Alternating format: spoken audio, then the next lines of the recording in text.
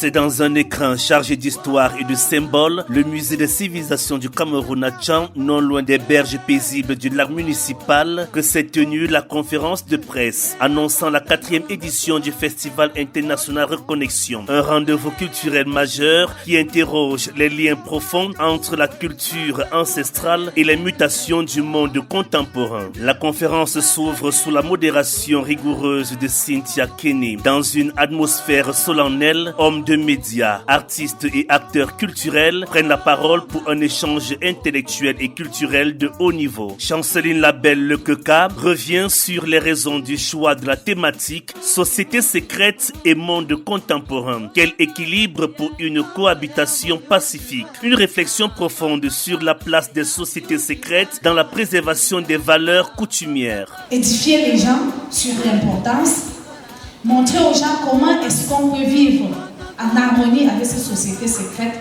sans traverser les limites, parce qu'il y a toujours des limites à ne pas franchir.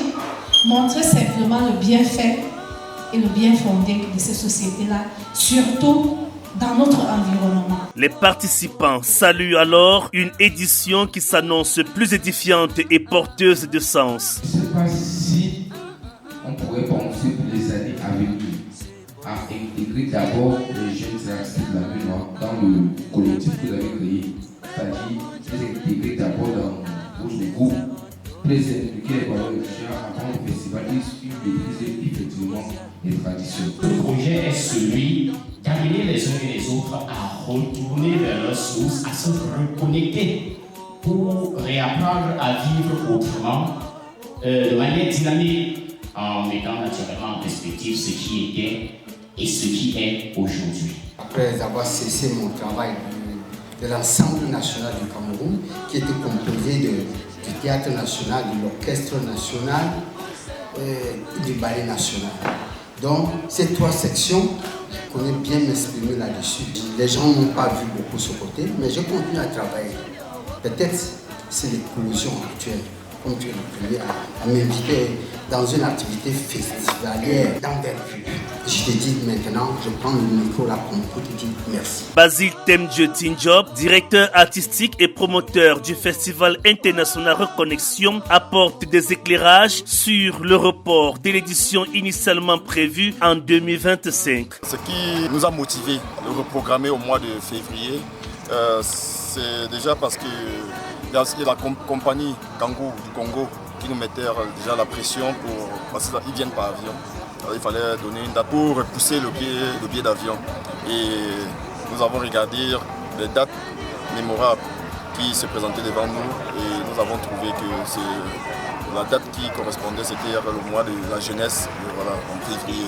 L'édition 2026 introduit des innovations culturelles majeures visant à attirer un public plus large. Chaque enfant a sa façon de venir au monde. Nous avons tout fait pour avoir un podium professionnel, comme on le voit partout. Mais les divinités ou les ancêtres ont décidé que c'est comme ceci que nous allons réaliser l'édition.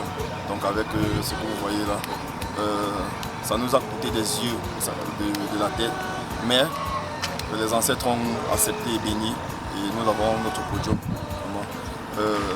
Moi-même personnellement, je suis très fier et très content du résultat. La coordonnatrice régionale ouest de la Cameroun Debate Association, Armelle Kenny, insiste sur l'importance du volet oratoire et invite les jeunes à rejoindre le FIR. L'oratoire est la clé dans tout. Que ce soit même traditionnellement comme pour le festival, l'oratoire intervient. Alors ce que nous gagnons dans cette situation, c'est simple.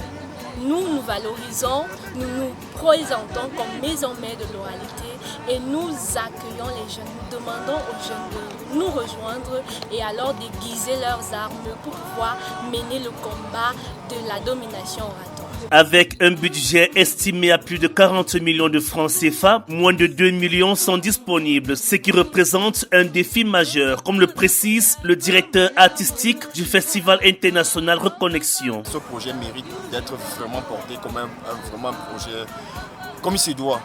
Le budget prévisionnel de ce projet, c'est 40 millions 300 000, le budget de 1000. Et on va voir qu'un partenaire a donné 2 millions. Voilà. Mais l'Alliance, on ne va pas cracher ce qu'ils nous ont donné. On dit encore merci pour ce de nous avoir porté depuis la première édition. Ils ne cessent de nous soutenir. Mais nous leur demandons avec beaucoup de force que l'Alliance doit porter vraiment ce projet. Nous remercions son comité, on va dire le PCA, voilà, et tout le conseil d'administration. Nous appelons aussi tous les partenaires. Nous disons s'il faut sauver les habitants de Tchang, c'est dans votre ville, c'est dans notre ville, c'est un patrimoine, d'abord pour la Ménois. Nous disons il faut sauver le soldat Reconnexion. Sauver le soldat Festival International Reconnexion, c'est la fête de tous. Parce que nous commençons à manquer d'oxygène, comme vous l'avez si bien dit au départ de votre question. Nous manquons d'oxygène, nous devons être oxygénés. Et nous appelons les commerçants, les mécènes, voilà, les promoteurs, d'autres promoteurs culturels, d'entreprises.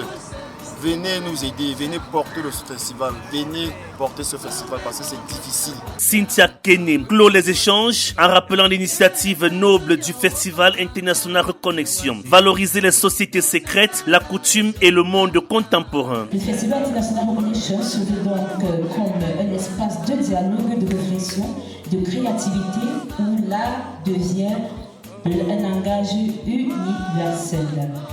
C'est ici que s'achève cette conférence de presse. Le Festival International Reconnexion s'impose comme une plateforme de dialogue entre tradition et modernité. Le rendez-vous est donc pris du 5 au 8 février 2026 à l'esplanade de l'Alliance franco-camerounaise de Tchang.